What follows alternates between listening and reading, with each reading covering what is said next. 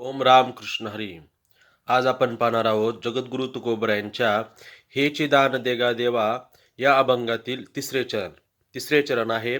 न लगे मुक्ती अन संपदा संत संग दे सदा. या चरणाचा भावार्थ.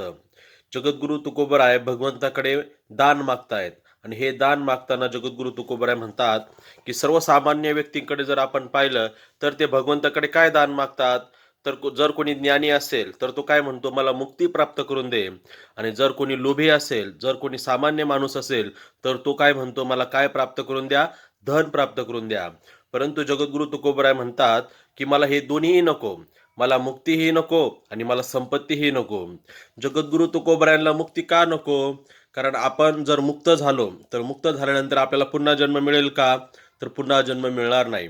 पहा, मुक्ती या शब्दामध्ये मोक्ष आहे. पहा, मोक्ष म्हणजे काय? आत्यंतिक दुःखाची निवृत्ती आणि परमानंद सुखाची प्राप्ती. आपला मोक्ष प्राप्त होतो म्हणजे काय? आपण 84 लक्ष योनी फिरत फिरत आपल्याला हा मनुष्य देह प्राप्त झालेला आहे. एक एक योनी कोटी कोटी फेरा आणि मग लागे वारा मानवाचा. अशा प्रकारे आपण 84 लक्ष योनीमध्ये फिरत आहोत.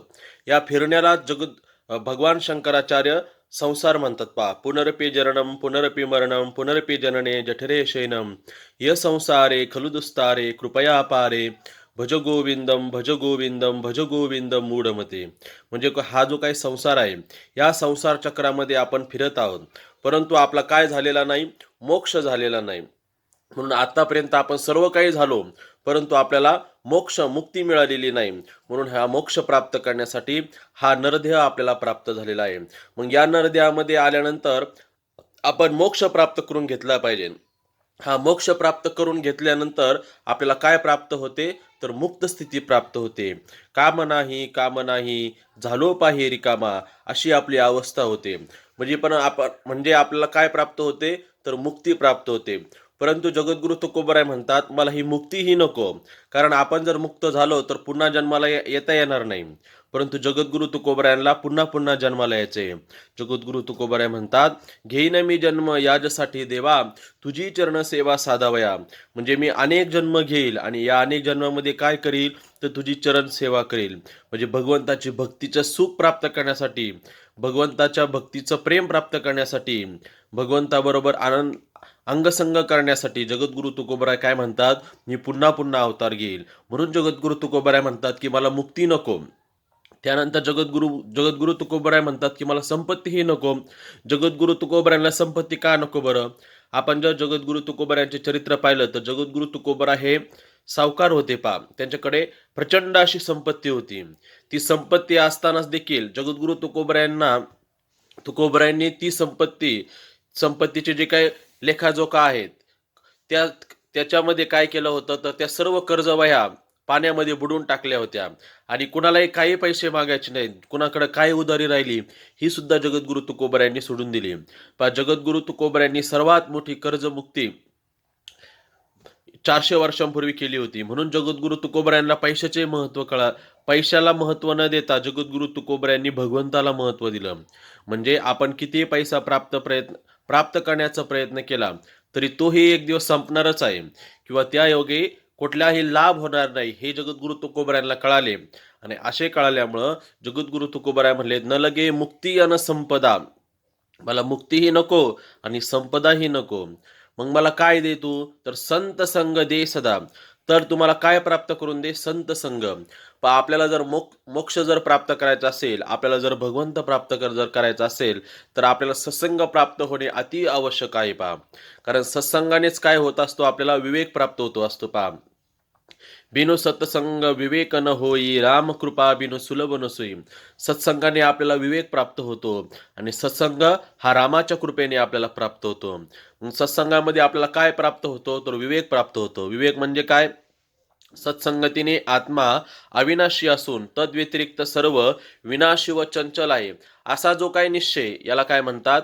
विवेक म्हणतात. मग सत्संगतीने आत्मा म्हणजे जे काय आपलं आत्मस्वरूप आहे याविषयी आपल्याला माहिती मिळते आणि अनात्म वस्तूविषयी आपल्याला माहिती मिळते. आपण स्वतः आत्मा असून अविनाशी आहोत आणि आपल्या आत्म्याव्यतिरिक्त आपल्या आत्म्याव्यतिरिक्त जे काही आहे ते कसं आहे, विनाशी आहे आणि चंचल आहे. त्याचा नाश पावणार आहे आणि ते प्रत्येक क्षणाला बदलणार आहे. असा विवेक आपल्याला प्राप्त होतो. त्यानंतर आपल्याला विवेकामुळे काय प्राप्त होते, तर आपल्याला सद्बुद्धी प्राप्त होते आणि ही सद्बुद्धीच आपल्याला भगवंताकडे नेत असते. म्हणून आपल्याला मोक्ष जर प्राप्त करायचा असेल आपल्याला सत्संग करणे गरजेचं आहे. आपल्याला जर भगवंताची भक्ती प्राप्त करायची असेल तरीही सत्संग करणं गरजेचं आहे. म्हणून असा सत्संग जर आपल्याला प्राप्त झाला तर सत्संगामध्ये आपल्याला काय होईल, तर सतचा संग होईल. सत नाम परमात्मा, त्या परमात्म्याचा संग होईल. आपण सर्वजण परमात्म्याचेच अंश आहोत. ममय वंशो जीव लोके जीवभूता सनातना मनषष्टानी इंद्रियानी प्रकृतिस्थानी कर्षती. म्हणून आपण सत्संग केला की सत्संगातून आपल्याला काय प्राप्त होईल, आपल्याला विवेक प्राप्त होईल, आपल्याला वैराग्य प्राप्त होईल. विवेक, वैराग्य, समाधी, षटक आणि मुमुक्षुत्व सुद्धा आपल्याला जर कशाने प्राप्त होणार असेल तर ते सत्संगानेच प्राप्त होणार आहे. आणि सत्संगानेच आपली जन्ममरणाची जी काही प्रक्रिया आहे, आपल्याला जन्ममरणास जो कारणीभूत असणारं जे काही आत्मस्वरूपाचं अज्ञान आहे, हे अज्ञान सुद्धा कशातून जाणार आहे, तर सत्संगातूनच जाणार आहे. सत्संगातून आपल्याला भगवंताची कथा ऐकण्यास मिळेल. सत्संगातून आपल्याला भगवंताचं लीलाचरित्र ऐकायला मिळेल आणि त्यामधून आपल्या अंतःकरणाची शुद्धी होईल. आणि अंतःकरण शुद्धीद्वारा आपलं अंतःकरण आत्मज्ञान विचाराचं काय होईल, अधिकारी होईल. आणि श्रीगुरूद्वारे आपल्याला काय होईल, तत्वमसी महावाक्याचा बोध होईल. अशा प्रकारे हे सर्व काही प्राप्त जर कशामधून होणार असेल तर ते सत्संगामधूनच होणार आहे. म्हणून जगद्गुरु तुकोबराय म्हणतात, नलगे मुक्ती अन संपदा संत संग दे सदा. अशा प्रकारे जगद्गुरु तुकोबराय भगवंताकडे मागणी करतायत. आपणही आपल्या जीवनामध्ये जर आपल्याला भगवंताची प्राप्ती करून घ्यायची असेल, आपल्याला जर मोक्ष प्राप्त करून घ्यायचा असेल तर आपण भगवंताकडे काय प्रार्थना केली पाहिजे, नलगे मुक्ती अन संपदा संत संग दे सदा. अशा प्रकारे आपण भगवंताकडे नेहमी नेहमी काय करावी, प्रार्थना करावी.